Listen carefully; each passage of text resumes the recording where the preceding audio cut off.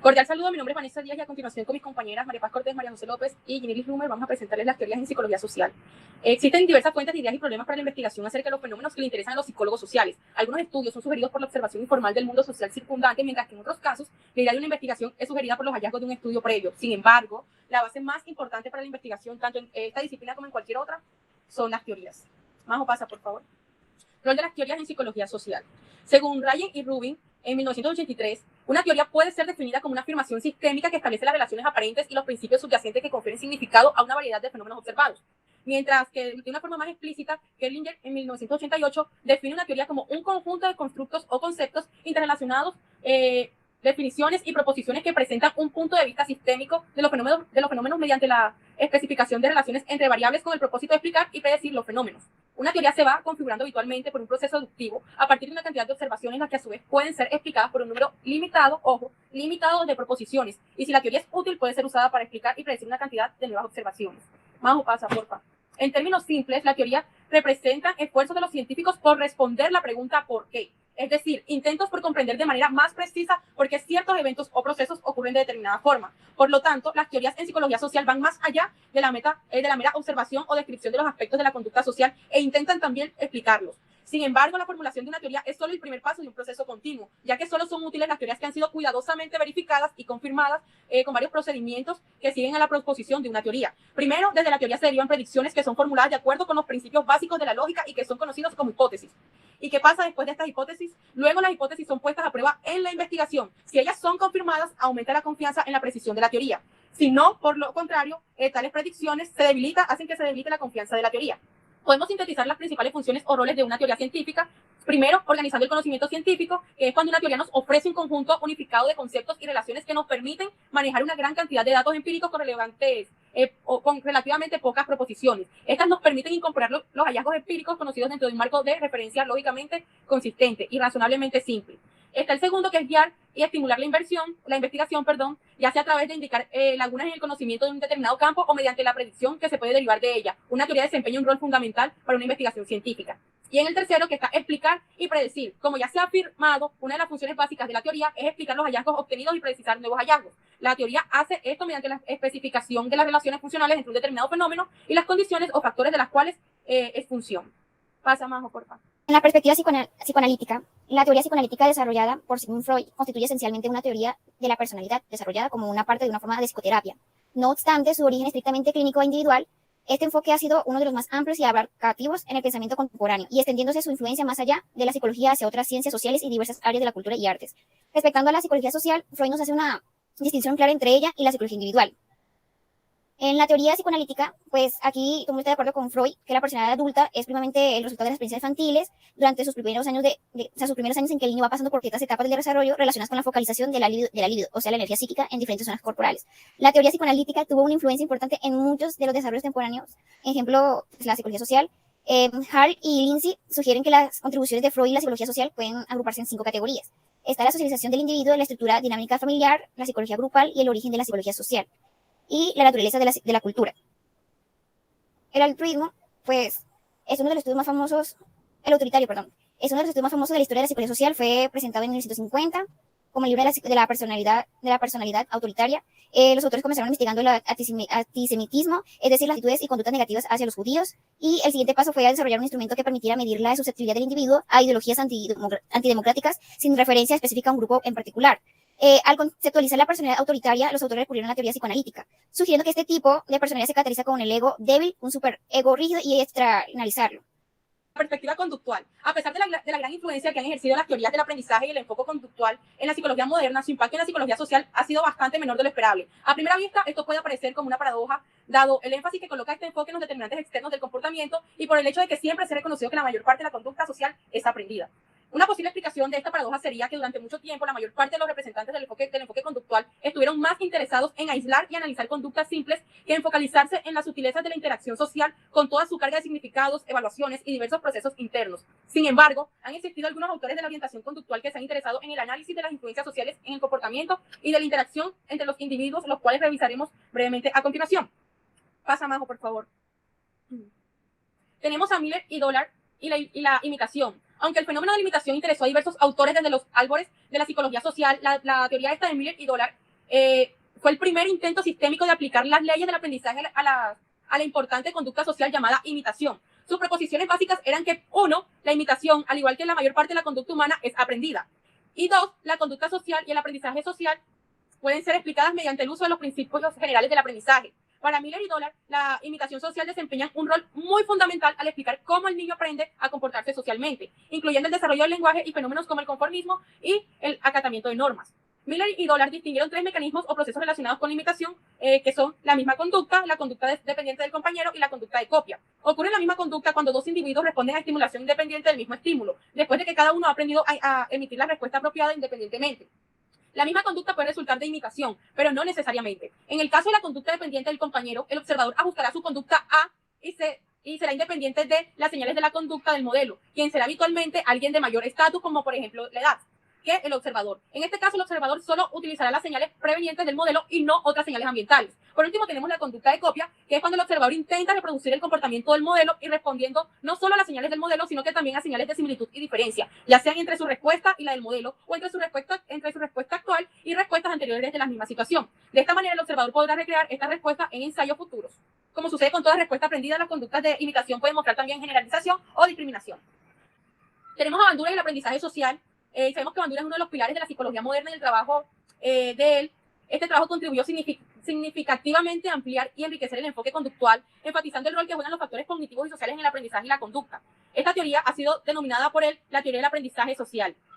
Bandura elaboró la teoría más comprensiva del aprendizaje imitativo que existe hasta ahora, extendiendo el concepto de imitación a los diversos procesos que pueden resultar de la observación de un modelo entre la adquisición y nuevas conductas. De acuerdo a Bandura, la exposición de un modelo puede producir tres efectos generales en el observador, que son el efecto de modelado, que mediante los cuales el observador adquiere nuevas respuestas a través de la integración cognitiva de señales antiguas. Está también el efecto inhibitorio y desinhibitorio, que es mediante los cuales una conducta existente en el observador es modificada por su observación de las respuestas de un modelo. Y está el tercero, que es el efecto de facilitación, mediante las cuales la observación de la conducta de otro puede facilitar la ocurrencia de respuestas aprendidas previamente en el observador. Para que tenga lugar el aprendizaje social o por observación y luego se ejecute la conducta, se requieren 4 tipos de procesos en el observador. Está el proceso de atención, que regula la exploración y la percepción de las actividades moldeadas, el proceso de retención, mediante las cuales las experiencias transitorias son transformadas en conceptos simbólicos que sirven de modelos internos para la emisión de respuestas y de criterios para la corrección de las mismas. Tenemos también el proceso de producción, que regula la organización de las subhabilidades componentes en nuevos patrones de respuesta. Y por último tenemos procesos de motivación, los cuales determinan que las competencias adquiridas por observación se pongan o no en práctica. Tenemos a Homan y el comportamiento social elemental. Homan es considerado como el principal representante de la teoría del intercambio en sociología.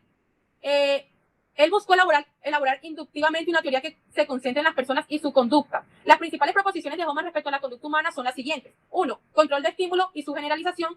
2. Frecuencia de refuerzo. 3. Valor del refuerzo. 4. Deprivación de saciedad. 5. Saciedad distributiva. 5A, que es la agresión, y 5B, la aprobación. Majo, pasa, porfa. Tenemos a Tribut y Kelly en la teoría del intercambio social, y ellos presentaron una teoría para explicar cómo en una relación interactiva las personas son independientes del logro de resultados positivos, y ellos también estaban interesados en las diversas formas de relaciones interdependientes y en los resultados de cada una de esas formas, tanto como variables independientes las posibilidades del control recíproco y como variables dependientes los productos de esas relaciones, tales como normas, roles y poder.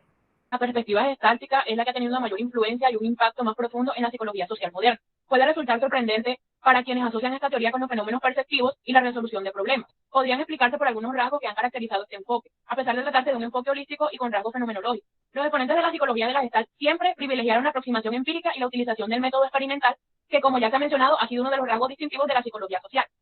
Para la Gestalt, un tema básico es la relación parte-todo, la cual se ejemplifica en los fenómenos perceptivos. Por una parte, se plantea que los elementos existen aisladamente, sino que están organizadas en unidades o totalidades. La integración de las partes está determinada por ciertos principios de organización, que lleva al organismo a percibir la mejor figura posible bajo determinadas condiciones. Y por otra parte está la conocida proposición. El todo es más que la suma de las partes, lo cual implica que si descomponemos un fenómeno en sus elementos o partes, perdemos de vista aquellas propiedades del fenómeno como un todo y las importantes interrelaciones que existen entre las partes. Para los gestalistas, la conducta humana es integrada, propositiva y orientada hacia las metas. Uno de los autores que aportaron a la perspectiva gestáltica es Eider, con las atribuciones de equilibrio cognitivo. Bueno, un objetivo central de Eider es comprender cómo las personas perciben los acontecimientos interpersonales. Para él, las personas intentan desarrollar una concepción ordenada y coherente de su realidad social, mediante una psicología ingenua o de sentido común. Respecto al tema de la atribución, Eider puede ser considerado el precursor de la teoría atribucional, una de las teorías más conocidas y utilizadas en la psicología moderna. Y otro es Festinger, con la comparación social y la disonancia cognitiva. A diferencia de Lewin, la mayoría de sus discípulos desarrollan teorías generales acerca del comportamiento social que se dedican a desarrollar teorías limitadas y específicas aplicables a un campo determinado basados en el trabajo experimental. La teoría del campo se considera como principal exponente a Kurt Lewin. La teoría del campo puede ser caracterizada en términos de 6 principales rasgos o atributos. El primero es el uso del método constructivo. Lewin propone que la psicología debe cambiar desde el método clasificatorio, donde los objetos, las personas y los eventos son agrupados de acuerdo a las similitudes que tengan, a un modo constructivo o genético. También tenemos el enfoque dinámico y este plantea la existencia de un conjunto de fuerzas psicológicas que subyacen el comportamiento de los individuos. Y a diferencia de los enfoques tradicionales, se destacan los aspectos estáticos de la conducta como los rasgos de la personalidad, las historias pasadas que tengan, etc. También tenemos un énfasis en procesos psicológicos. Este nos habla de que se debe tener descrita desde el punto de vista del individuo cuya conducta se analiza, más que desde el punto de vista del observador, por lo cual los constructos científicos deben ser representados por conceptos psicológicos. Por cuarto, tenemos los análisis basados en la situación como un todo. De manera general, la teoría del campo comienza con una descripción de la situación como de un todo, después de la caracterización inicial como situación global. Y por último, tenemos la distinción entre aspectos sistemáticos e históricos, que este nos habla de cuando un evento pasado puede crear cierta condición que se extienda hasta el día de hoy, hasta el presente. Sin embargo, es la condición actual en la que influye en el presente. También tenemos, por último, la representación matemática, se me olvidaba, de las situaciones psicológicas. Schaum y Constanzo hablaban de que la formulación de Lewin, de la teoría del campo, requiere de una aplicación psicológica, dinámica y del método constructivo de los problemas psicológicos. El espacio vital se refiere a la totalidad de factores coexistentes que determinan la conducta de un individuo en un momento determinado. Consiste en la persona y en el ambiente psicológico en el cual se encuentra. El espacio vital incluye solo aquellas cosas que tienen existencia para el individuo o para un grupo en ese momento. Es importante considerar que los diversos elementos del espacio vital son interdependientes, es decir, aunque el grado de interdependencia puede variar. Por último, tenemos de que Lewin reconoce que el espacio vital en un momento dado puede estar determinado parcialmente por eventos que ya nos hayan pasado, pero afirma que estos eventos pasados no están necesariamente relacionados directamente con la conducta. Por ejemplo, si una persona tiene sed, beberá agua, independientemente si la sed fue provocada durante muchas horas o por consecuencia de un esfuerzo físico que hayamos tenido. El comportamiento y locomoción. El concepto de comportamiento o conducta se refiere a cualquier cambio en el espacio vital, siempre que ese cambio esté sujeto a unas leyes psicológicas en específico.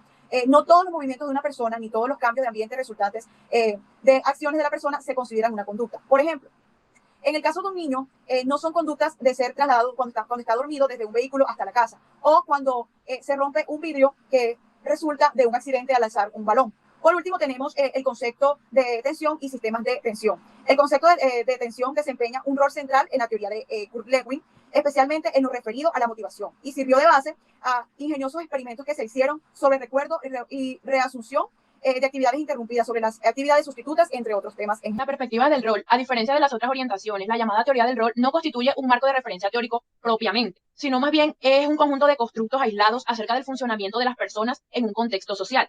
Es un cuerpo de conocimientos y principios que puede ser considerado de diversas maneras, ya sea como un campo de estudio, como un grupo de teorías poco relacionadas entre sí, y también como un sistema de lenguaje compartido por los científicos sociales. Además, el concepto de rol ha sido considerado desde muchas perspectivas teóricas, tales como el aprendizaje, cognitiva, el campo sociocultural y dinámico. Bueno, el conflicto del rol surge debido a que una persona habitualmente desempeña varios roles o a que un solo rol puede involucrar demandas incompatibles. Existe conflicto interrol, que es cuando las expectativas asociadas con diversas posiciones de un individuo son incompatibles entre sí, mientras que el conflicto intrarrol es cuando son incompatibles las expectativas asociadas con la fuente de las expectativas conflictivas, ya sea para los conflictos interrol o intrarol. Pueden ser la misma persona, sus compañeros de rol, la sociedad en general o algunas combinaciones de estos factores en una misma posición. Y la asunción del rol y el concepto de sí mismo. Como se expresaba en los orígenes de las perspectivas del rol, el autor William James distinguía entre el yo y mí, el sí mismo como conocedor y el sí mismo como conocido, dividiendo el mí a su vez en 3 clases, la material, espiritual y social. el concepto de sí mismo social es el que tuvo implicaciones más importantes para el enfoque del rol. Según James, el sí mismo social surge del reconocimiento que el individuo recibe de otras personas, y como las distintas personas reaccionan de manera distinta frente a un mismo individuo, también se puede decir que el individuo tiene tanto sí mismos sociales como grupos de personas distintas cuyas opiniones también se toman en cuenta.